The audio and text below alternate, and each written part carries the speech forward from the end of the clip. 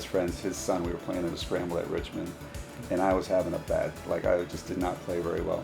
So, we're all gathered around afterwards, and we're having a beer or two, and he looks at me and he goes, "You might be the worst scratch golfer in America." That's what he said. I'm like, man, that's that.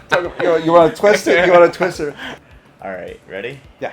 All right. Welcome to another episode of Expand Your Brand. Today's guest, we welcome a very special guest. He's Marc Brocato. He's the head coach of East Greenwich High School golf team. How's it going, Coach? It's going great. Nice to be here. I've never been in here. It's fantastic. It's awesome. Yeah. Yes. Awesome. Thank you so much for your time, and we appreciate you coming here and hanging out with us today. And it's awesome to, talk to you. And I know the golf season's underway, but before we talk about golf, I want to know, you're a teacher. So what inspired you to become a teacher, and what subject? Well, I've been teaching English at East Greenwich for 28 years. Oh, wow. And so when I got there, it just so happens the golf coaching job opened up. Yeah. And like golf coaching jobs don't open up very often. Yeah. It's like when you, and so somebody came up to me and said, "Hey, did you hear the job's opening up?" And they knew I played a little golf, so I said, "Yeah. And do you want it?" So I said, "Sure." So I've been doing that for 28 years. I've been the president of the Golf Coaches Association for 20 of them. Wow. And I also coach the girls tennis team. Wow. And I'm the newspaper advisor. Jeez. And I take out the garbage. No. So I dabble in a lot of different things. So. That's crazy. That's awesome to have all those experiences and be part of the school for so long, and especially be a golf coach. It's a great school. I do love teaching there. Yeah, it's good that. Man of many hats. Yeah, I was gonna say, yeah. And I've been coaching kids on college essays for 4 or 5 years now too. So wow. It's fun. It's just it's a whirlwind. Yeah. As my wife will tell you, you need to keep busy. Yeah. Otherwise, I just it's my personality. I can't sit still. What are some challenges that you face now as a teacher that you didn't back when you first started? Well, it's we made that switch and that wave about 10 years ago to one-to-one computers and stuff like that. And so, everybody was just like, every kid's got to get their hands on a computer, get them on a computer. And, it's going to sound like I'm a dinosaur here, but, if you go by a typical classroom now, it's just a lot of glowing screens on faces. And it's, I'm not sure that's the greatest thing in the world. Yeah. And now we have this whole AI thing where, it's just like people, I think AI is going to be some of our kids' best friends, in 2 or 3 years' time, because that's who they're going to be talking to. And, I don't know if that's progression, so I get it. There's a juggling, but I think there needs to be a nice mix because, in my classroom at any given time, I'm not a lecturer or anything like that, but there's a lot of interaction, there's a lot of talking. And I think that's maybe a lost art, but I think it's something that we need to maybe go back to. Yeah, I really do believe that because it's I see a lot of classrooms where it's just they're frozen onto a computer, and I think actually kids, they may not admit to it, but I do think that they enjoy human interaction with you. They like to talk to you.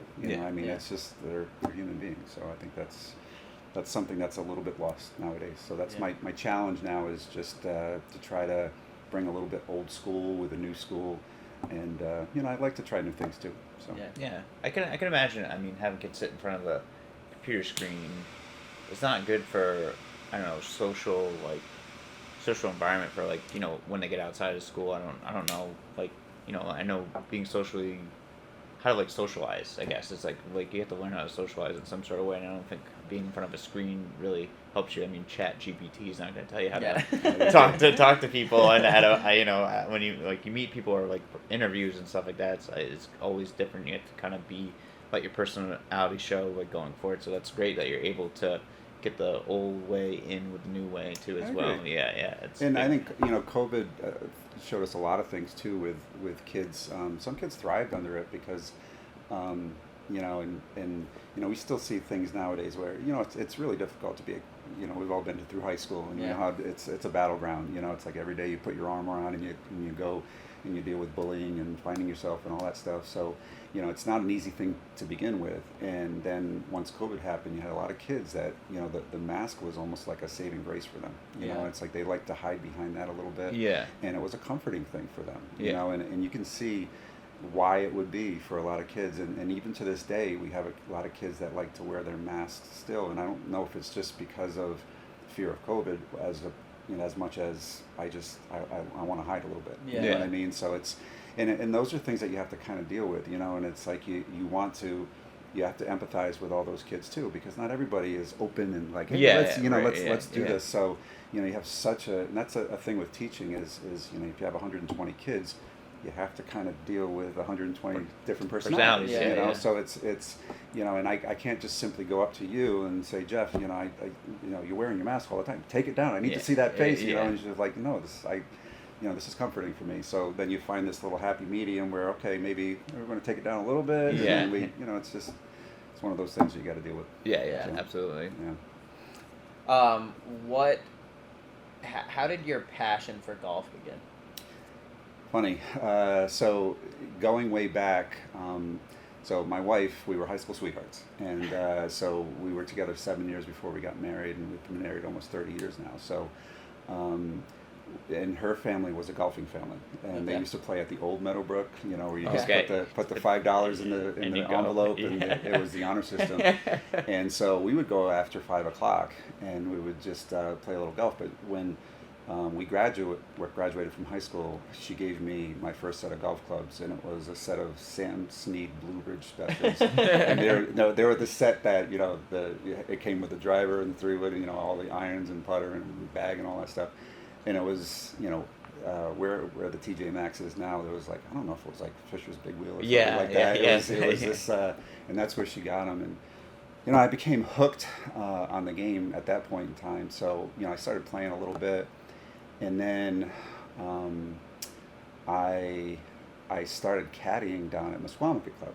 And so, I caddied all summer long, and it was great, and I loved it. And the pro at the time, Dwight Campbell, he came up to me and he said, Mark, we need somebody to watch the range, the last 2 weeks of the summer. Do you mind doing that? And I'm like, Dwight, I'm making a lot of money caddying. I said, I don't, and he goes, no. He says, what I'm going to do is I'm going to give you a lesson every single day. He says, nobody's going to use the range. There's nobody down there. Yeah. And I had this like big buckets. So he knew I was kind of like an intense kind of guy. So he goes, I'm gonna give you a lesson every single day. He says, but you got to promise me over the 2 weeks, you cannot step on a golf course, you cannot go play, but you're gonna be. And I was like his little, play. Like I'm just gonna teach. It was an experiment, right? So I said, all right. So the first day he comes out, and I had this like horrendous grip and stuff like that. It was like a baseball grip. And so he goes, all right, we're gonna overlap it, and we're gonna do that. And so I'm like, all right, so. I went in 2 weeks, long story short, I went 2 weeks, I went through like 5 gloves. I would take this thing of balls, it must have been 3,000 in it, I would just dump it over, and whatever he told me, like, all right, keep the right arm in, so I was like, boom, boom, boom, boom, boom, boom, and I just kept hitting and hitting and hitting, and he says, after the end of the 2 weeks, I'm going to take you out and we're going to play. And my best score, I swear, up until that point was 98, okay, that was my best score I ever had, and I had only been playing for a couple of years, so we go out and we play, and he's just kind of marking me. He's just doing this. So we get done. I putt out on 18. I have no idea. I'm just like excited to be playing again because I hadn't played in 2 weeks. I shot 79. Wow. Okay. So he goes, there it is. And it's like it's all in writing. I'm like, Dwight, are you sure? He says, that's what you shot. And so like the addict of golf was born at that point in time. And like a year later, I became a scratch golfer. Wow. So it was just like boom, boom, boom, boom, boom. It was a real quick progression. And then that was that. And so I had Rip Palmer was a famous name at Winnipeg for a number of years. He was sort of my mentor in the game of golf. And he was always somebody that, it's like we used to call it caddy fees. It's like I would play a round in a tournament or something like that, and then I would always go through the entire round. And nobody wants to listen to that. But he would. And so like on the first hole, a lot of people just like, all right, just keep going. I don't want to hear. Are you gonna give me caddy fees for the whole thing? But he would and then I would go through the whole 18, and then he would listen all the time. He was the most generous guy I've ever met in my life, and so he got me into the game of golf. So. Yeah, and then it started from there. Wow. So, yeah. That's a heck of a time. I wish I got some lessons out of that. Well, it's funny because when I was, because then I caddied the following summer, and I had become a good player, And the guy shall remain nameless, but he was a prominent doctor in Westerly, and I used to caddy for him all the time. But he couldn't hit the ball more than 200 yards, right? So, so he would just kind of, and he was one of those guys where he, like on one, he'd hit it off the tee, and no, actually two would be a better example. So he'd hit it like 200 yards on two, and then he's like, Mark, what do I have in? I'm like 240, and he's like, is that to the front or to the pin? I'm like. So it's like you can only hit it 200. But on 10, right? So that big mound at Musqueamica Club is right in the middle. So he would purposely. I mean, he was deadly hitting it 200 yards, but he could only hit it 200 yards. So he'd always hit it to the left, on the left side, right before the mound. And then he would have these money matches with all these other guys that he's playing with, and they always hit it further than him and down on the right there. So he purposely hit it on the left. I'd be caddying for him, and he's like, guys, can you go around, tell me where the pin is and whatever. So he'd make him go all around the corner, and then he'd go, Mark, hit my second shot in. So so I would always hit his second. I swear to God, I would always.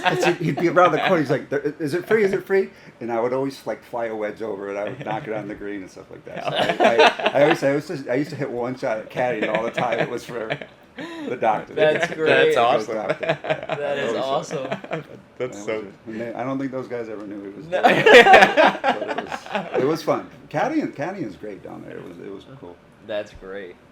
Before we talk about your coaching career at East Greenwich and what's been like with the team, do you have like a favorite course you played here in Rhode Island or New England or across the nation or anything?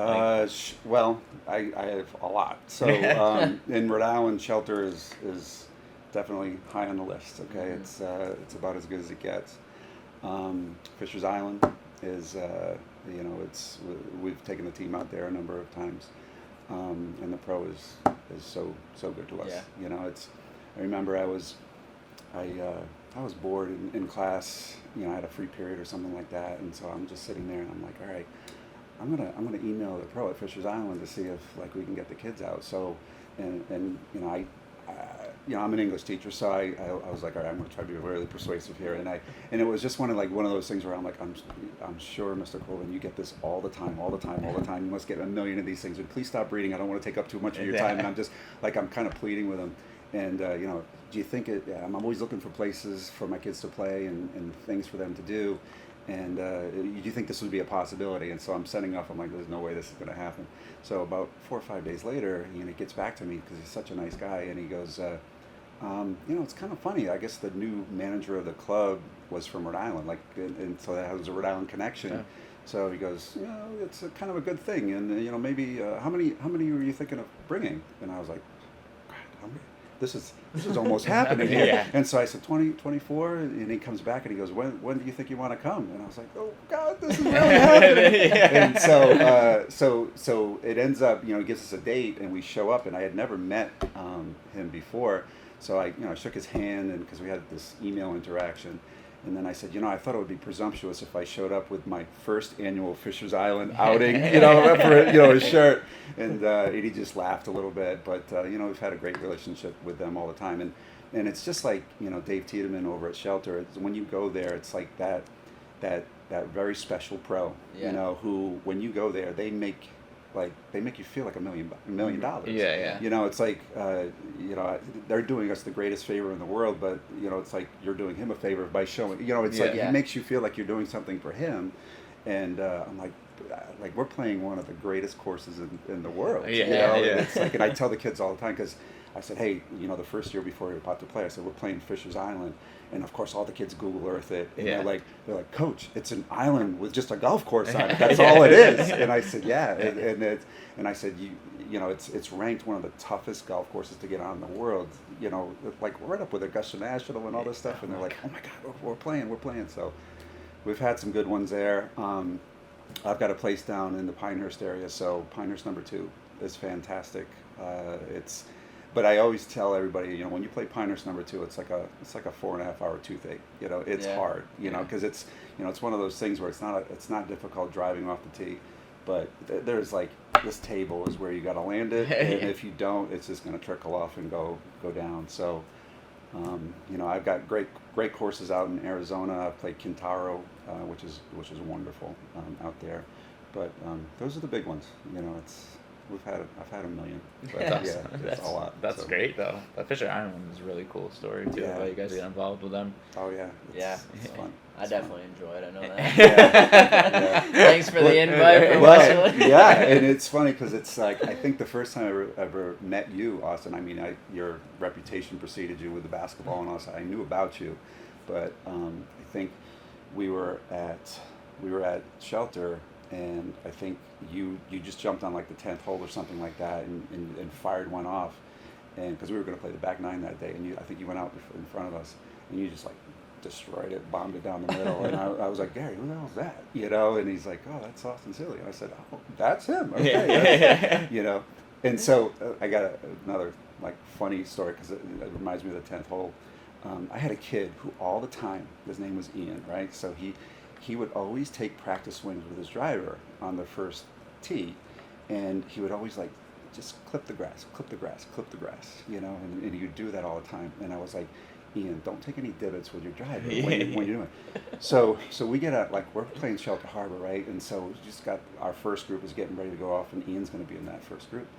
And all of a sudden, this group of members shows up, and they drive up, and they're like, "Hey guys, do you mind if we?" And they were so polite, and they're like, "Do you mind if we go out in front of you?" I'm like, "Absolutely."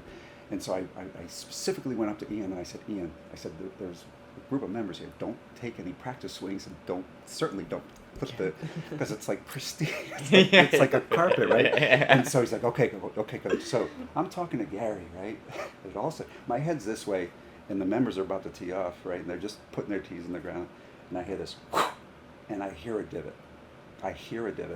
And I went like this. And this thing is going through the air.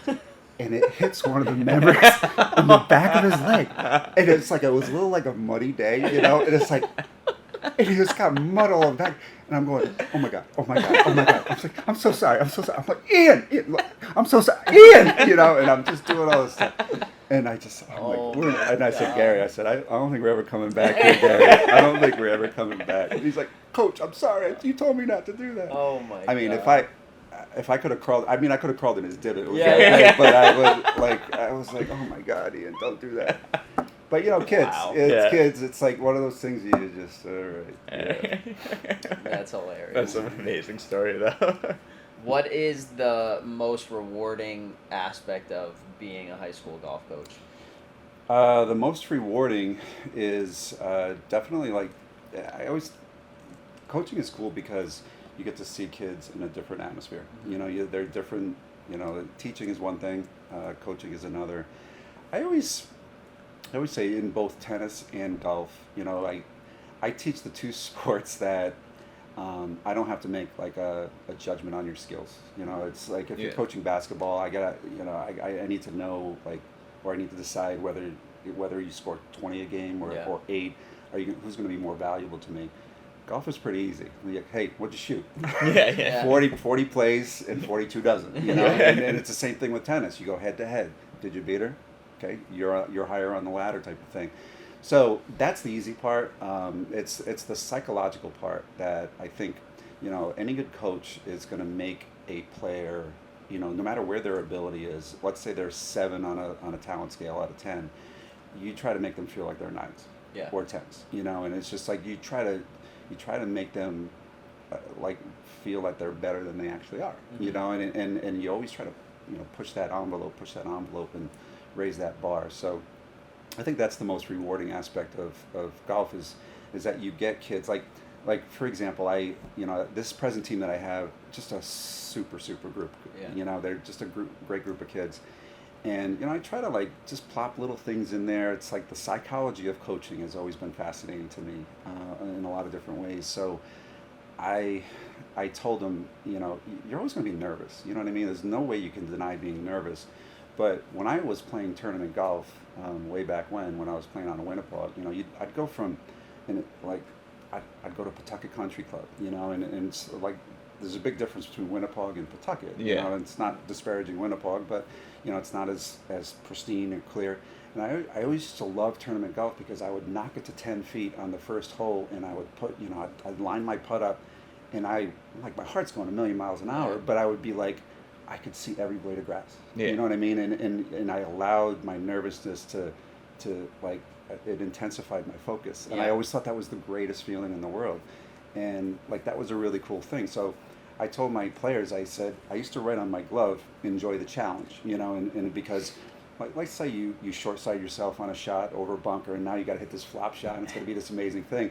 Well, you can walk up to that shot and go, damn it, you know, or you can sit there and say, I'm about to hit the most amazing shot of my life. And so, like, enjoy the challenge. So I just, and I actually sent that to the kids through an email, you know, and I said, let's get ready for the match tomorrow. I'm just going to tell you this little thing. I used to write, enjoy the challenge. And I gave them this little blurb.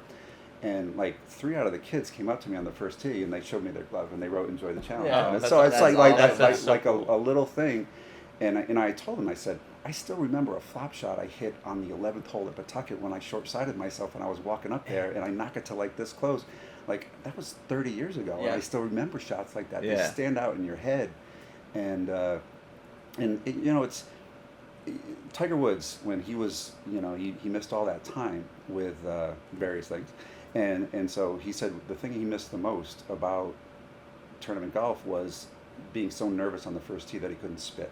You know what I mean? And so he embraced that challenge as opposed to like run away from it. And so, you know, you try to tell kids, embrace the challenge, like really intensify your focus. And, you know, even in a big tennis match, you know, I'll gather my team around and I'll say, hey, like, if I had a tennis ball and I threw it to you, and I said, if you dropped it, something bad's going to happen to your family. I said, you're not dropping that tennis ball. Right. You know what I mean? You're not, like, you're going to be like, boom, and you're going to catch it. And so, like, that's what nerves are all about. Right. And I'll say, like, so probably the greatest shot I've hit in the last 4 or 5 years was, we were playing Shelter Harbor, and all the kids were in front of us. I think I was playing with Gary, and we were in the last group behind them. So they're all on the 9th green. You know, they're all gathered around, and I hit like a cheesy drive, and then I hit kind of like a flailing 5-iron second shot because I wanted to hit it down, but I hit it to the right. So now I got this big tree, right? And so I got half my team. I got Jack McMullen, you know Jack McMullen, right? Yeah. So I got Jack on my team, and he and I are like very similar in the fact that we're extremely intense. We have short attention spans, right? So you know, it's like he's up on the top of the hill, and I think it was a team with like Jack Fox and Justin Grenier, and I think that was the group. But, you know, Jack's up there, and I said, Jack, just tell me, where's the pin? And he goes, it's back, it's right over, you know, he's lining me up, and I said, and I knew that green a little bit, so I said, kind of go 10 feet to the right of the pin, Jack. So now I'm sitting there, I'm looking at my lie, it's crap, right? So now I got to hit this thing over the tree. But all teams are watching me, right? Yeah. So now I got a sandwich in my hand, and I'm like, I better perform this. Because if I lay the sod over this, they are going to be ruthless to me. So I just went, whoa. And I just, like, you know, when you hit a shot, it's like, it was perfect, and it flew way over the tree, and I can just see the teams going like this. And so it dropped, and then Jack in particular, he's like, go. And he's jumping up, and he goes, coach, it's like this close, so now I got like 4.5 feet, it's curling like this, and I'm standing over there, and like when you're playing a little round, you know, it's just like sometimes you focus and sometimes you don't. Yeah. But I'm over that putt, and I've got my whole team, and I'm like, again, this is not, if I miss this putt, they're just going to let me know about it. And so then it was back to my tournament mentality. It's like I could see every little blade of grass, and I knocked it in. So it was just like one of those cool things. There was that. Yeah, so, that's awesome. It's funny because when I took over as president, and you know, it's like Rhode Island golf 20 years ago was much different. You know, it's like all the coaches would play behind the teams, you know, and so the teams would go out in the 1s and the 2s and 3s, you know, and I only think we had 6 back then. I think it was 5 players. And, you know, they would all be gathered around on the 9th green waiting for the coaches to, like, rip 5 woods into 340-yard par 4, you know, and it's like, and I'm thinking to myself, what are we even doing here? You know, it's such a bad look. And so when I took over as president, one of the first things, because one of the rules was that you couldn't talk to your players. You know, and it wasn't even it wasn't close to what a college experience was. You know, college, you know, you can read putts for them in college, you can talk them all you want. So I said, that's what we're going to do in high school golf, because I don't know if this was the case, but I firmly think that they made that rule that you couldn't talk to your players because it justified them playing behind them. You know what I mean? Because it's like, if somebody came up to you and said, Coach, why do you play behind the players? It's like, well, I can't talk to them. I might as well do something. So nobody plays behind. players anymore. Everybody coaches now. Yeah. It was actually very weird. Like even when I was playing, like to have the coaches. All right, you guys go play 9. We'll see afterwards. We're going to play 9 too. Like I remember North Kingstown, we would always go off the front. They would go off the back, and then we'd meet back up at the clubhouse. And it's like now that I'm coaching, it's such a better aspect because it is more like it's more like college, right? We can talk to them. We can give them like our tips, what we think they should do in certain situations. Ultimately, it's still up to them, obviously, but.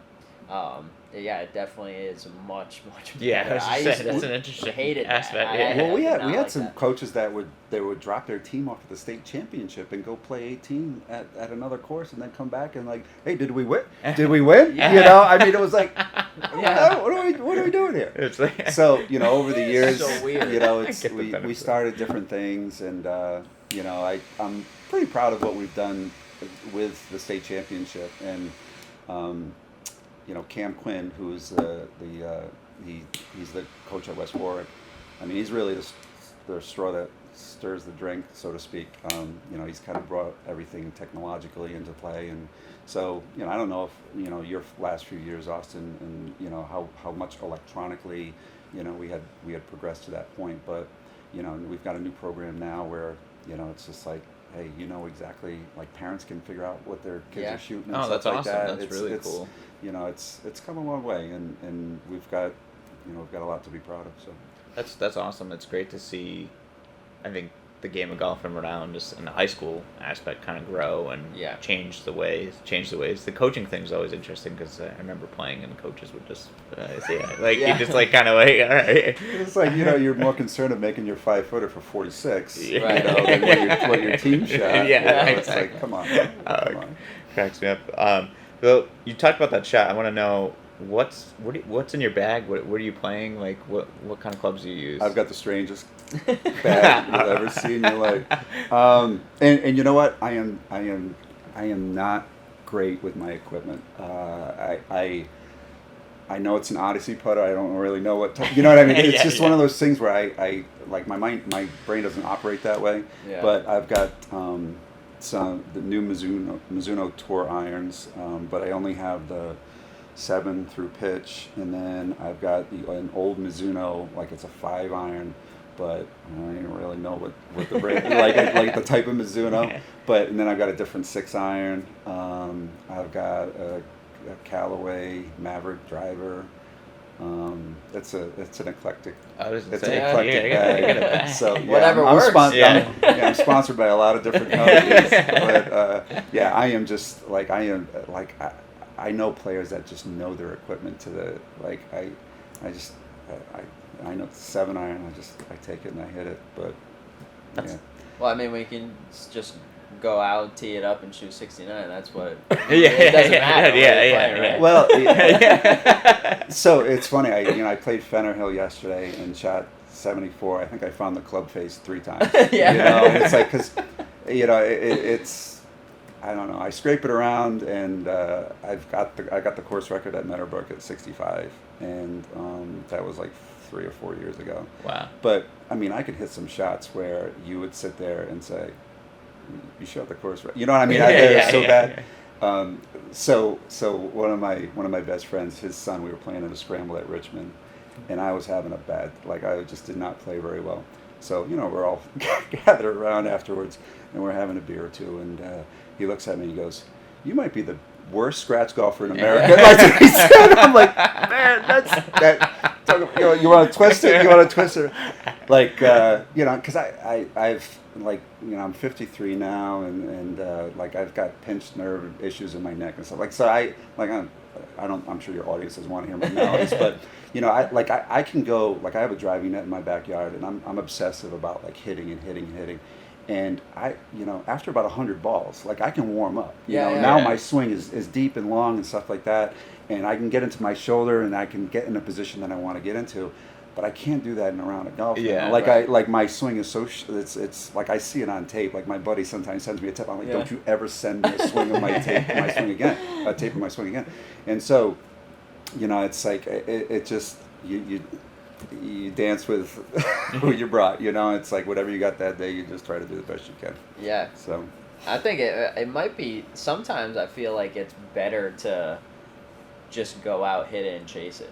Yeah. I think it totally takes the nerves out a little bit, and just like, hey, I have no agenda with what's going to happen today. Right. I just want to go hit it, try and hit the green, try and make a couple putts. Like, just super simple. And I think if people can keep it as simple as possible and create, like, that's what we try and tell the kids now. Like, we're in early stages of having of them starting their own careers, and if we can keep it as simple as possible, then it takes, golf can get very complicated. Yeah. Well, I mean, that's sharing that with kids is so important. Yeah. You know, I mean, it's for the longest time I would almost equate my self-worth with what I shot on the golf course. You know what I mean? Yeah. You know, it's like, and you know us, and you know, being a scratch golfer, it's like everybody expects you to go shoot 68 every time you step on the course. And, and you know, and then when you're after a round, you're sitting signing for an 82. They're like, what is wrong with you? And it's like, you know, it's golf, man. Yeah. You know, happens, You know, though, like, it happens to everyone. Yeah. Like, it really does. Like, it may not happen as often to the PGA Tour guys as it does to scratch golfers, but it does happen to everyone, and having a short-term memory is the best thing that's the best cure for it. You know? So. Yeah. And I like, and I use, like, the Jack McMullen example, you know, in being, because he's, I mean, you want to talk about a talented kid. Oh, he's I mean, super athlete. He is, so, you know, he would just simply send me, like, videos of his swing. He's like, Coach, what do you think? What do you think? Or you could sit there with Jack, and like, if he primarily played a fade, he'd be like, Coach, how do you hit a draw? And you just go out to the range, and you just like, and and before you know it, it's like a machine. Yeah. You know what I mean? And so, you know, I've always carried like a 6-iron in my trunk, and I got a thing of shag balls, and I'll be driving by a field, and I'll be like, yeah, I think I'm going to get out. You know what I mean? And it's like, just like, because I've got a swing thought and stuff like that in my head. And I've always been a little bit obsessive with the game that way, you know, and it's like, and especially when I go into my net in my backyard, and like I said, I can hit balls all day long. I love to practice almost more than I like to play. And so, you know, and it's hard for me to actually leave the net because, as you know, Austin, you sit there and it's like, you're hitting it like crap, I'm like, I got to hit a few more, and then you just like pure one. And then you can't end with a pure one because you got like I gotta make sure that's actually it. And then you want to hit another one, and then it's like this cycle where it's like, when's the last ball gonna happen? Because 4 hours later, exactly, still trying. and it's like, I'm still here. I'm still here. My wife's, honey, dinner. It's like, okay. That's funny. Yeah. Well, let's get into tennis a little bit. What's it like being a girls' tennis coach? How did you end up getting into that? I just think that was one of the, you know, like I said, golf coaching job opened up my first year, and the guy who was the girls' tennis coach, he didn't retire until like 7 or 8 years after I started. So I played tennis in college, and so it was a natural thing for me, and so I applied for that and got it. And then I just started doing that. But, you know, it's different. I think coaching girls is a little bit different because the personalities are, you know, they're very spectrumy, you know, in terms of, like, if I've got 6 matches going on at the same time, I've got 4 singles players and I got 2 doubles teams on the court at once. So just my 4 singles players, I can go up to, like, I've had a lot of individual state champions in tennis over the years. And so I could go up to my number 1 player, and I could just basically like rattle her cage a little bit and say, hey, listen, you know, you need to pick it up a little bit and let's go. And I can just be like aggressive with her, and she'd be like, okay, coach, and then you can go out and do it. And then if I had that same attitude with my number 2 player, she'd just want to just leave the court, or she'd start crying or something like that. So you got to be, you know, it's, you know, maybe just kind of, you know, so you cajole a little bit more, and and then I go to my 3rd player, and it's a little different there, and my 4th player, it's a little bit different there. So, but it's, you know, it's super. You want to talk about, again, it's I think tennis and golf are similar because very mental. You know, they're very, very big time mental games, and it's all confidence, and you know, you kind of do it a lot that way. But we had a stretch where we were playing in Division One girls tennis in Rhode Island, and we were like 118-5, over this long stretch, and we'd always lose to LaSalle, in the finals. But we always enjoyed the challenge, So we beat them one time in the finals, and I think we've lost to them 6 times in the finals. Over the years. So we always kind of get ourselves in the mix. And we always get ourselves there. But the big difference between tennis and golf is there are very few upsets in girls tennis. There are very few bad days. If LaSalle was supposed to beat us, for us to beat LaSalle, and they're more talented than we are, then it would take a cataclysmic thing for that to happen.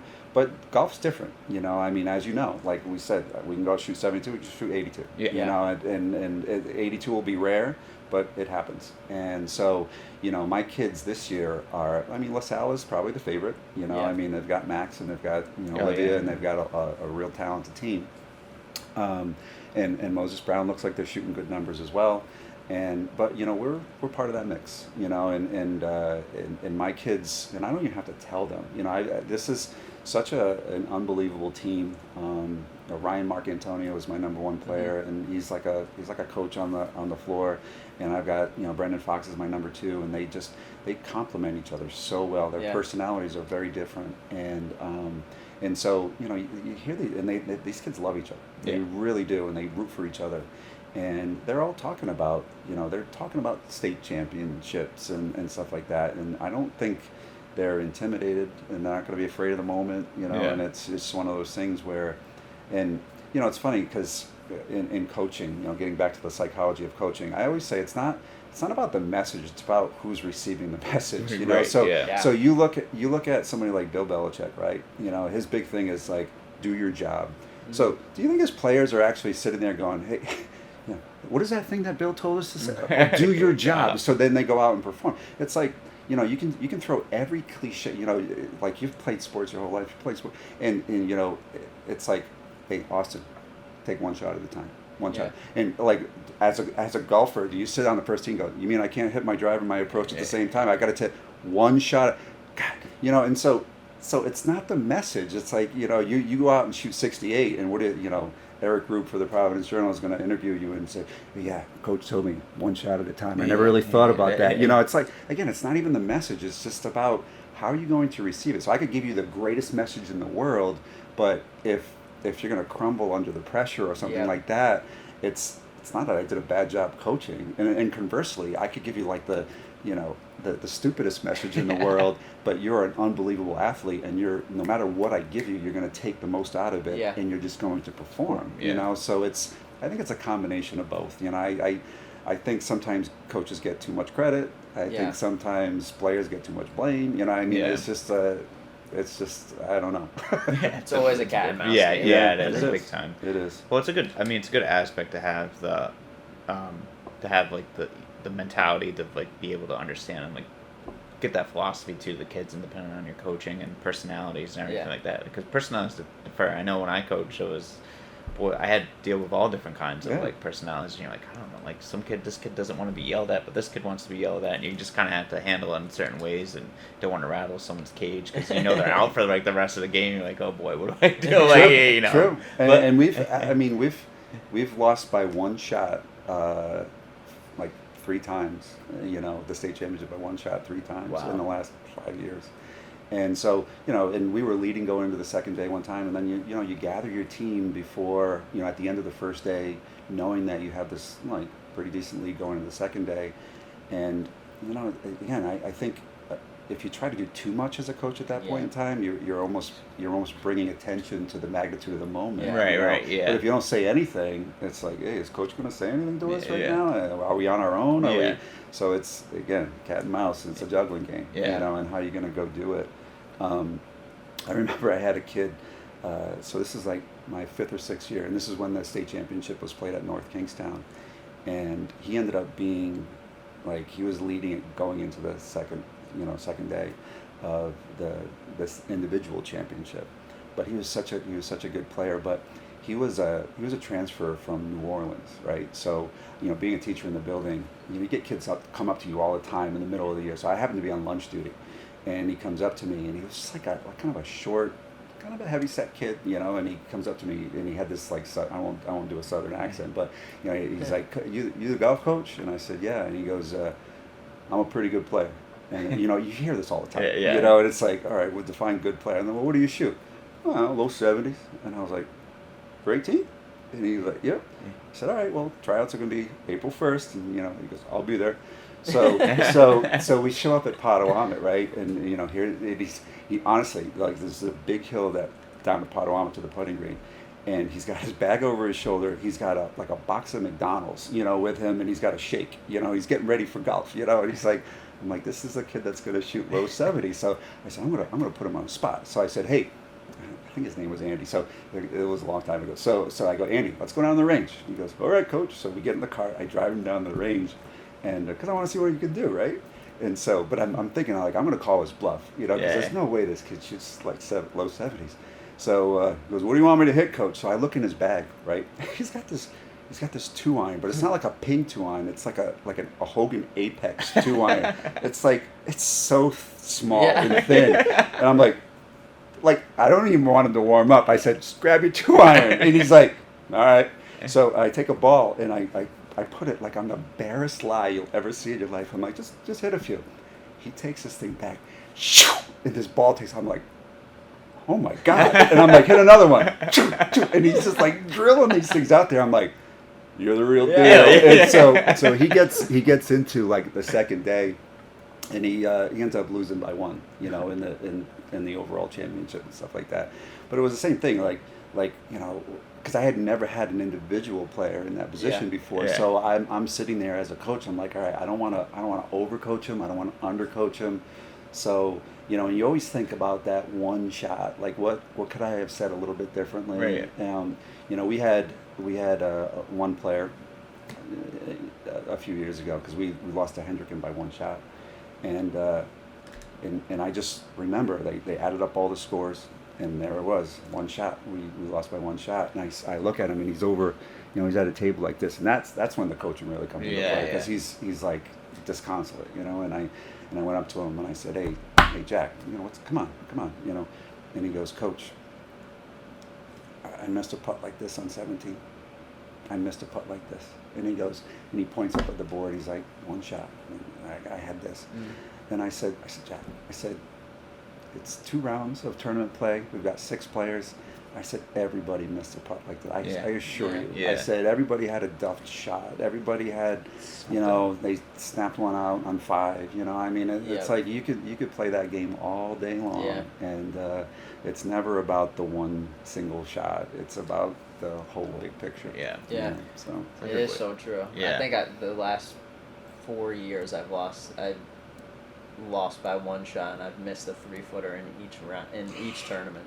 Drive you nuts. Yeah. It's just one of those things. But at the same time, like, those are your dues. Yeah. That's what you pay to the game, and eventually the tide's gonna turn. Yeah. Right. You know, exactly. It is what it is. All Unfortunately, you have to go through the bad parts in order to get to the good parts. But the pain. That's what life is. Yeah. You've got to feel the pain. It is what it is. That's what makes sports so great, because they teach you such like life lessons in any way. Like, and it could go in, it could take it into the workplace. You're like, I shouldn't have made that mistake. Like, or something. You know, it just happens like that. But Absolutely. That's what makes life so great, and sports connected so great. But I want to jump into when's the golf team's next match? When you guys play again? We got a pretty busy week. Tomorrow on Monday we are going to play at home, our first home match of the year. We're going to play Cranston West, who's pretty good. They're a strong team. We've scrimmaged them twice already. And we're going to play Tollgate. And then on Tuesday, we play at West Warwick. And then on Wednesday, we play at home against Coventry. Coventry has come over from your division into our division. So, you got to play at the Pines? No, not yet. I've heard about the Pines. But we have not.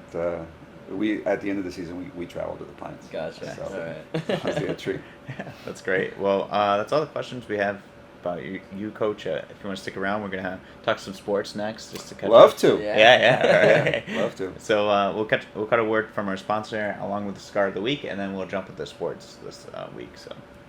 Welcome to Vintage Cigar Lounge, the place where you escape to not from. A place where your cigar options are limitless. A place where friends come together and bond over the finest cigars and drinks. A place where your selected few can retreat to and enjoy premium cigars, great conversation, and your liquor of choice within the privacy of our private rooms. Looking for a place to escape to? Our doors are always open.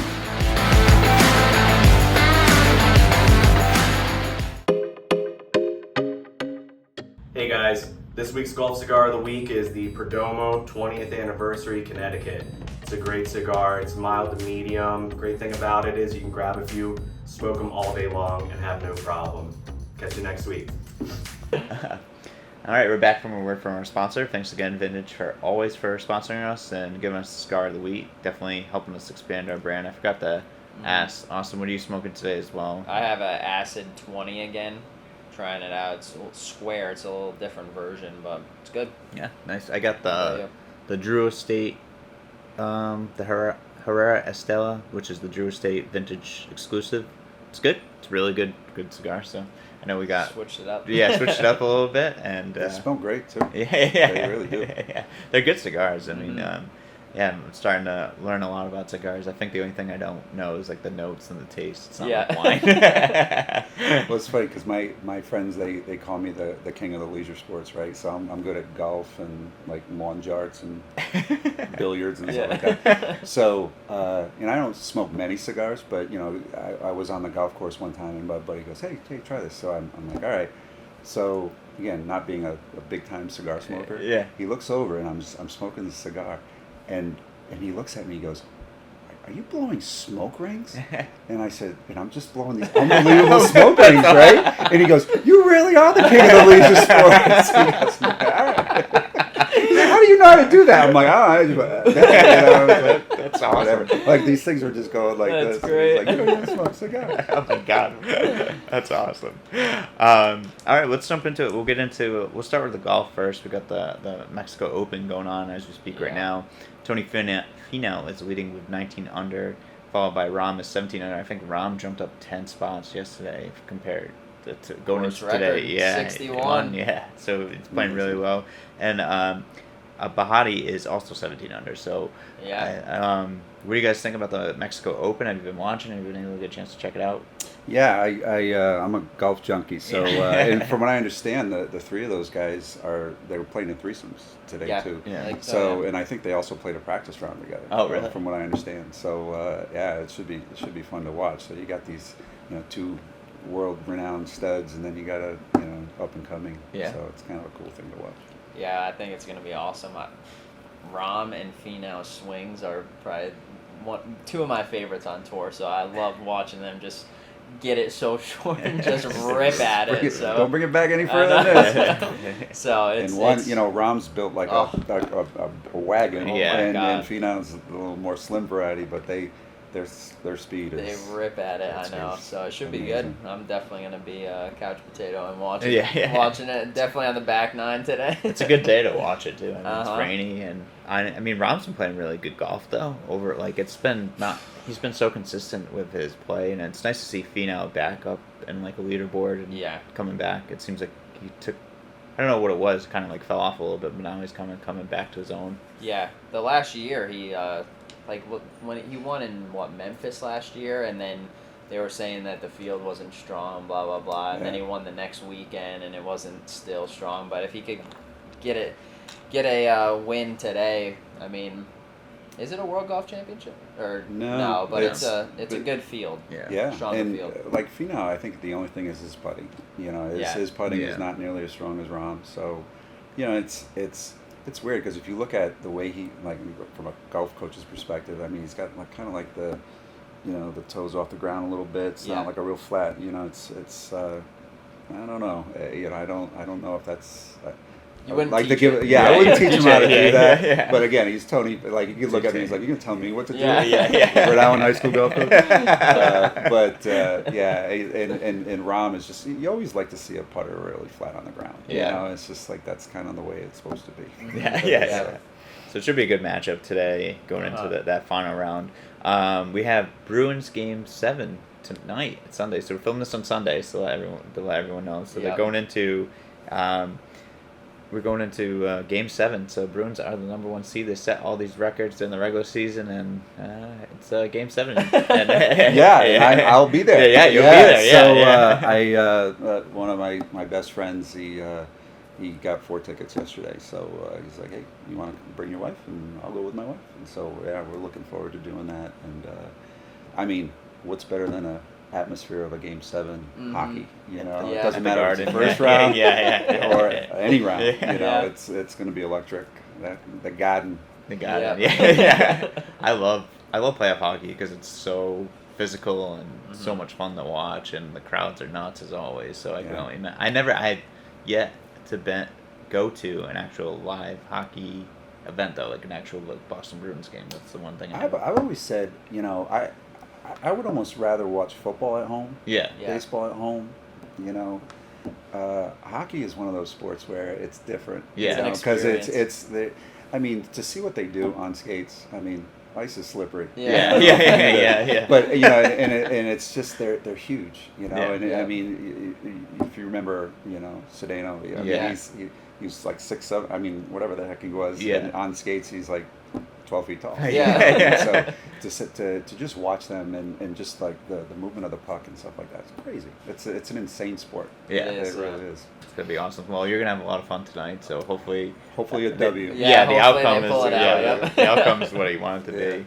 And then we'll talk about the NBA playoffs. It's been a little bit crazy. We'll start with the Heat beat the Bucks. Jimmy G buckets. Jimmy Yeah. Get buckets has been playing unbelievable basketball to lead the Miami Heat past the Bucks. I mean, I think he was averaging 36 or 37. Kind of willed the Heat to.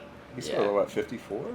How many? It He had was like 50, 56, and then he had 42 the next night. And Yeah. going into it's His story is awesome yeah, too. Like, yeah. going JUCO and then going to Marquette and then just being overlooked and being kind of. He didn't even grow up with parents. Yeah. One of his friends' moms took him in and basically was like the parent figure to him. And now look at him, like it's pretty awesome to see. And Yeah. now he's just killing it. So. Yeah, I mean, when athletes play with a little chip on their shoulder, it's scary. It's a Yeah, different scary, world, but yeah. Well, his story also too, like when he was in Minnesota, I heard it resurfaced again back on Instagram. I think Jeff Teague was telling it from his point of view back on that Minnesota Timberwolves team where Yeah. Jimmy was like he wanted more money, he wanted to extend his contract, and they were not really going to give it to him, so he took like the G League guys and they beat the first team squad. I think they crushed him. It was like 18-6. Yeah. And they're like, he wasn't even scoring, he was just making plays to like these guys and make them look good. Then he left and he was like, effing need me, you effing need, like, see, like, these guys suck, all of them suck, like, you need me, and then, like, you know, and then now to see where he is with Miami, and just, you know, you got that classic Miami Heat versus Knicks matchup, so hopefully, you know, maybe Jeff Van Gundy will get back on the floor, and someone will be dragging him across with those little matchups. I mean, you guys know basketball better than I do, but, like, he doesn't have a huge supporting cast in that. Like, it's a good team. Yeah. But it seemed to be all Jimmy in that first round. I know, and even the Knicks, like they don't have the greatest team, but I think they play physical basketball. Like they really ramped it up to the next level in the first round, and I think it's gonna be kind of like the olden days. This next series with the Knicks and the Heat, I think it's gonna be a super good, competitive and just hard nosed basketball, kind of Big East basketball, but in the NBA, which is a rare feat lately. Well, if you remember, like 15, 20 years ago, those were like the Charles Oakleys, that. I mean, and you know, final scores were like 82-80, and a lot of blood. A lot of fight. Yeah. Well, and they're playing. It's Coach Tibbs who coached Jimmy at Chicago and in Minnesota, so that would be also like a very interesting matchup as well too. But Brunson and Hart are playing well for the Knicks, so it's going to be very interesting to see what happens there. And then for as well, we'll stick to the East. The Celtics are playing the Sixers in round 1 tomorrow night, which I think Embiid might be out. He's questionable. They don't know what's going on. They said his injury's more serious than what it should be. Yeah, I mean, he's definitely. I mean, he's huge. He's almost unstoppable. I mean, I don't know how you stop him, but he was hitting the floor. I mean, he was falling. So I don't. Like, have they even said what his actual injury is? I haven't heard didn't it, even yeah. know. It's something with his knee, and they said he would be back. Like, they said he should be back for Game 1, so that's why I was, like, hoping the Celtics would beat the Hawks. They were supposed to play last night. They ended up beating the Hawks a little bit earlier, but now it's on Monday. And so they were saying, like, you know, he wouldn't be ready for that. Game 1, he should be ready for Game 1 tonight now, but he's not. This is more articles are coming out that's, like, more serious injury, which kind of stinks because I would like to have him go full force against, like, the Celtics, and, like, I like that rivalry. I think that's a lot of fun to watch, and I think he's such a great player. It's unfortunate. It's weird because they're usually very specific about NBA. Yeah, like hockey is so. You know, I think there's only 2 body parts in hockey: upper body and lower body. That's all they say. Is he's out with an upper body injury. Yeah. Okay, so anything from here on out is hurt. But in basketball, they're usually super specific, like meniscus or something. But it's a lot of mystery behind. With Embiid. Yeah, it definitely helps the Celtics, but I mean, again, like, Philly has been knocking on the door and they can't get over the hump the last couple of years, and for him, Embiid he should be MVP this year, I think, but I don't know if he's gonna get it, but and then to, like, get plagued with another injury and not give them a full-fledged chance, I think. I don't know. Hopefully the Celtics can take advantage of it, but I hope so. With the Hawks, they didn't do that great of a job. Celtics always seem to make it hard on themselves. Yeah. It's like they're not comfortable unless they're in Game 6 or 7. I know. And then they step it up. It's weird. They play weird basketball sometimes. It's like they forget how to play like a moment, and they play like really crappy, and all of a sudden they're like, oh yeah, like we can actually move the basketball. Right. It's they're frustrating to watch. Yeah, and they're so deep. That's the thing too that makes me mad. Is like. And then I heard, like, the announcers too say it, like, during the Hawks game, it's like, if you take one guy out, then you're just replacing another guy. So, like, you got Malcolm Brogdon coming off the bench, and he's 6th man of the year, and he's still able to put them in a good position. Yeah. Like, it doesn't matter, like, where they are. It's just, like, how they play and, like, where the ball moves. It's just, it's been tough. It's they tough need to watch. utilize it. They need to make the most out of what they have instead of going back. Like, the finals last year was a debacle. Oh, it was terrible. And sometimes they go back to that, and then it kicks themselves, and then they kind of regroup and they come out and play like a championship team like they should. Yeah, it was like last year's playoffs. I think, like, you'd watch them destroy the Miami Heat one game, and then the next game they play a close one, and I was like, it's a completely different team. What the hell? Like, who not moving the ball, but. We'll see what happens. I think they have a good chance. I'm going to call my shot. I think Celtics in 6 against the Sixers on this one. But then we got Warriors-Kings Game 7, I think, is also tonight as well, too, which is going to be a good matchup. The Kings are back! Well, it's and like, you don't even look at the seeds in that series because Golden State had a terrible seed based on, but that's not. What are they, 6th seed or something like that? Yeah. And it's like they're not a 6th seed. No, I know it. But going into Sacramento, like, the reason why they are a 6th seed is because they can't win on the road. Yeah. And then now going back, that beam, I don't know, it might be a little too bright for them. Light the beam, baby, light the beam. And then Nuggets won easily Game 1 over the Suns, which was pretty surprising. I mean, the Suns are pretty stacked as well, but. They are, when they got Durant, it almost seems like the Suns weren't real happy with that trade because they traded 2 or 3 guys that they really loved playing with, So I think that transition's been a little bit difficult, and Durant, there's only one basketball, so he's a great player, he's an all-time player, but I don't know, it's. I would have been skeptical in that GM office giving up Bridges, honestly. That's what I was thinking too. I think he hasn't missed a game in 4 or 5 years, in his first 4 or 5 years, and then he goes to Brooklyn, and then he is a superstar, basically. Like, next year he's going to average 25, 27 a game and be an all-star. Like, he's so good, and he plays every game. Like, and he was happy with his role in Phoenix. That never happens. How many do you want me to score? Yeah. And he plays defense. Like, he locks down everyone, so. I don't know. It is true, and I don't know if they're, like, I know their record's pretty good with Durant, but playoff basketball is a whole different animal. Like how they mesh properly, and you have CP3, you have Booker, you have Ayton. Like, there's a lot of key components that need to come together, and I don't know. Booker's so good. Yeah, he's so good. Oh my God, so smooth. But then you have the Nuggets, who with Jamal Murray back. Yeah, he's playing. He took over yesterday. They already are meshed. Yeah. You know, and they haven't gotten over that hump yet either, either. yeah. So they're ready to take control. It should be interesting. Yeah, the West is pretty open. I mean, and the Lakers beat the Grizzlies, which was another. It's a 2 versus 7. So, Yeah. but like I think, like you mentioned, Coach, like it's just kind of like the West doesn't. I don't think seeding really matters out in the West because like those guys are all so close in competition, and it just doesn't. Yeah. Well, and it shows that you don't want to tick off LeBron. Yeah, he will just do whatever he wants. Yeah. I'm actually excited. I've been a huge LeBron fan. I went out to his camp in Ohio and stuff, and like I've always loved him. But I don't like the complaining. But this last game against Memphis, they like were dominant. Yeah. Like they were all over the floor. They were playing super well. I think Russell is such a compliment to everyone on the floor. Yeah. Like I think that was a great trade to get. Yeah. And I think, I don't know, just because they're a 7 seed, I think they could definitely make a deep run. I don't know about getting to the finals, but you just never know. You have LeBron. I mean, Yeah, LeBron is LeBron. He can average a triple-double any day he wants. So. Yeah. Exactly. So we'll see what happens as the playoffs are always fun to watch. NBA basketball is always fun to watch. And then we'll cover the last thing. The NFL draft was this past weekend, and it had some good things. I know. Are you a Pats fan? Big Yeah. Yeah, they got that kid Christian Gonzalez from Oregon, who was projected top 10 pick, who fell right to them. I think that was a good pickup on there. Yeah, I agree. And then who did they got in the second round? And I guess he expected to go in the first day, so they made a big deal out. He looked really grumpy. You know, it's like he was like the quarterback. No, the Patriots. The Patriots. Oh. I guess he looked real grumpy. He was like an edge rusher. I Yeah, can't remember his exactly. name because it was a K, but like yeah. And everybody made a huge deal of it. He's like, no, it's just my personality. Yeah. I'm not gonna be like, whatever. Pumped up. So.